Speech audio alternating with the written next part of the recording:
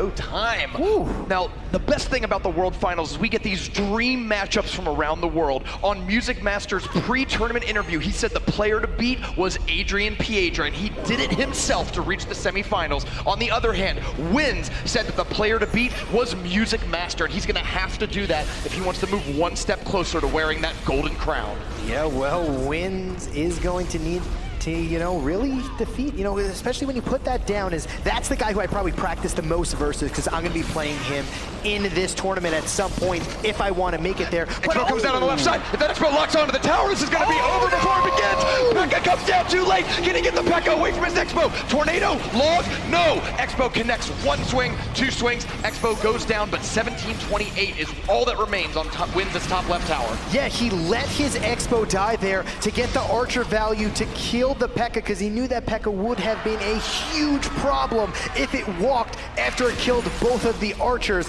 Damage on the tower was more than enough for him in that first engagement. And it's not even a bad trade, right? You spent 6, they spent 7. You do a bunch of damage to their tower, and you can easily get positive elixir trades against Pekka if given time and opportunity. Wow, a naked Graveyard coming down the right-hand side, but just like that, MusicMaster wastes no time. Gonna get an Expo to lock on the left-hand tower, and just like that, Wins is in trouble. Wow, and the Electro Wizard goes down and locks on again. Log comes through to finish off the Expo, but that tower is down to 10-26. When we are only halfway through regulation time, MusicMaster dominated Adrian Piedra, one of the tournament favorites, 2-0 in the quarterfinal round. Could he do the same to China's Wins? China has sent 2 players, went deep into the tournament, one in the top 8, one in the top 4. 5,000 miles here to London. They did not come this far to go home early, but MusicMaster is making it look easy. Yeah, Pekka comes down on the left-hand side for Wins. Is MusicMaster going to play defensive Expo? That he does. Pekka is just going to walk into this Expo shots. Let's see how Wings wants to play this. Executioner going to do a lot of work here. Going to clear out the He's going to end the beautiful Mega Minion. Great Tesla placement. It's going to fight at the river. It's going to turn around and hit the skeletons behind the tower. MusicMaster is playing out of his mind today. Yeah, the defensive Expo is just going to be too much. There's going to be an Expo on offense. And is this going to connect to the tower? No, Pekka does block it just barely, but Mega Minion swiping away at Pekka's health as the Expos, both Expos and a Tesla Tower are shooting it. This is unbelievable. Now, Wins' deck is designed to fight other sort of ground-based attackers. Pekka, Electro Wizard, those are defensive for things that are coming across the river towards you. MusicMaster's deck with the Expo across the river does not ever actually come at you. It just sits there. So it's really tough for Wins to get that defensive value. He's got to use his Pekka as tanks to block the Expo. Oh, and great timing there, blocking the Expo. Once again, we are in overtime. 774 remains on Wins' top left tower. Yeah, there's a Pekka coming down. There's a Expo and a Tesla destroying this Pekka. He does have this Executioner doing a lot of work, but the Log just getting a little bit of shift damage off. Is the Expo going to survive this and lock onto the tower? This could be it from him! Oh, he gets it down even lower. Now he has Fireball. Oh, he just needs 2 Fireballs to finish this game off. 2 Logs and a Fireball can also do it, so it kind of depends on how he's going to get his damage in there. Pekka's got to go in the opposite lane. He's got to press where he thinks he can get an advantage. Pekka Graveyard coming in. Archers in the very back to pick off the skeletons. Will the Poison come down to take them out? He's got to Tornado them away, but Tornado's not going to kill him. No, 140 damage on the left-hand side from the Ice Golem. That's going to put in Fireball range. And boom! Just like that, MusicMaster going up 1-0. Oh man, Rumham, MusicMaster masterfully playing game to game number 2. We are playing in Pekka's Playhouse. MusicMaster, blue and bottom, Wins along the top. Ooh. Well, here comes an Ice Spirit on the right-hand side for MusicMaster. Just gonna soak that damage as he drops a Giant on the right-hand side. The second time we're seeing Giant today. Now, MusicMaster looks like he might be playing the same deck again. Giant is normally a really good matchup against Expo, but then again, so is like Pekka Executioner, Electro Wizard, and it wasn't enough, so maybe he just feels confident in his deck choice. Yeah, I mean, he is a Siege specialist, and there's gonna be a defensive Poison, and that's not what you want to see if you're a Graveyard player. Defensive Poison just chews up the Graveyard. And yeah, that's a 4 elixir spell that counters the vast majority of your 5 elixir graveyard. You're gonna take a little bit of damage. You can't have it, you know, really do that, but you consider Tesla for 4 countering Giant and Poison for 4 countering Graveyard. You just for 8 elixir counter 10 elixir. That's a pretty good trade. Yeah, that is a pretty good trade. I'm hoping MusicMaster doesn't have an Expo because this looks like a heavy, heavy deck from Wins. And it does look like he's still playing the Expo deck. Giant Bowler is one of the hardest of hard counters to Expo, so he's either got to take this game to a draw or find some very innovative way to turn it around, but this Bowler Bats is bringing it down to triple digits. Yeah, that one little bat on that right side of the tower just destroyed it. And if you're MusicMaster right now, what do you even do in this situation? If you drop the Expo, there's like 3 different ways Wins can counter it. Just drop down a Giant, drop down a Bowler, and now he's got a Mega Minion in the back. Wow, MusicMaster defensive Expo maybe, or does he have a graveyard? There it is! A graveyard deck. It looks so similar to his Expo deck from last time, but here comes the Poison Graveyard. Will this be enough? Did he catch Wins off guard? Defensive Poison does come down to clean up the skeletons, though. Yeah. So good deck choice from MusicMaster. Just took too much damage early on, and he's gonna have to stop this next Giant because it's double elixir time now. And I think now I actually feel better about the deck matchup if I'm MusicMaster, right? Like, I mean, he knew what his deck was, but yeah. From the outside looking in, Expo seems like an unwinnable matchup here, but you can absolutely counter a Giant Bowler push and use that elixir advantage to turn around and do some really good work with Graveyard. Oh no, the Archers leave!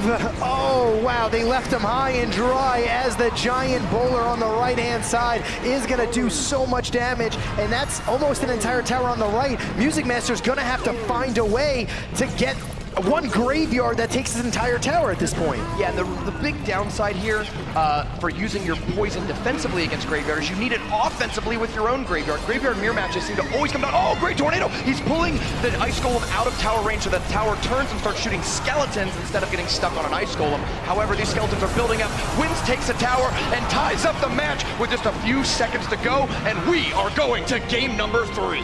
Game number 3, but game number 2 was all Clash Royale Pro. He ended up going to university, and he's kind of taken a sabbatical, from the game. But China has always been very powerful in the international competitions, and they are showing their worth now.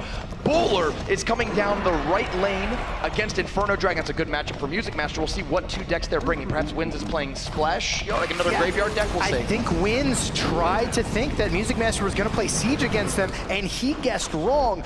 Bowler and Inferno Dragon, that's not even a Splash here because you don't have the Baby Dragon, but there's a Hog Rider coming in on the left for MusicMaster, and he's gonna strike first with the first Hog Swing. Oh, at 2! Wow! 3! And the bats even get in for a little extra. 1 errant bat to the left of the Hog Rider picked off those goblins one at a time after a zap that allowed that nearly 1,000 damage to get pushed onto Wins' left tower. 923 damage right off the bat. Wow, the goblins even gobble up the tower. 1293 left on the left. Wins is already saying good game, but I don't know if he feels it's a matchup thing or if just he's given up too much damage and he knows it's really hard. Defensive Poison comes down to minimize the upside of that graveyard. It might get a few skeleton pokes here and there, but you're not going to lose your whole tower to it. Here comes Hog Rider. Bowler comes down, though. This Bowler will be incredibly effective against them, especially with Tornado, of course, to take out the bats. Yeah, the Bowler is this is probably the hardest counter, Bowler and Tornado versus Hog Rider, but look at his left side tower. That one Bowler that he played early is going to cost them because the Hog Rider did 3-4 shots in the beginning of the game. And of course, MusicMaster's deck can cycle very quickly. It has 4 separate cards that cost 2 elixir. You can literally get back to your Hog Rider in 8 elixir, but they don't need it when the goblins are on the tower. 869 is left. He has Poison, he has Zap, and of course, Hog Rider and a variety of sidekicks to that Hog Rider. This incredibly fast cycle Hog Rider deck, I assume backed up by a Mega Knight in the 8th spot, might be able to squish the Bowler now that we're in double elixir time and do a really huge counterattack. But until then, the Tornado and the Bowler are going to keep it locked down.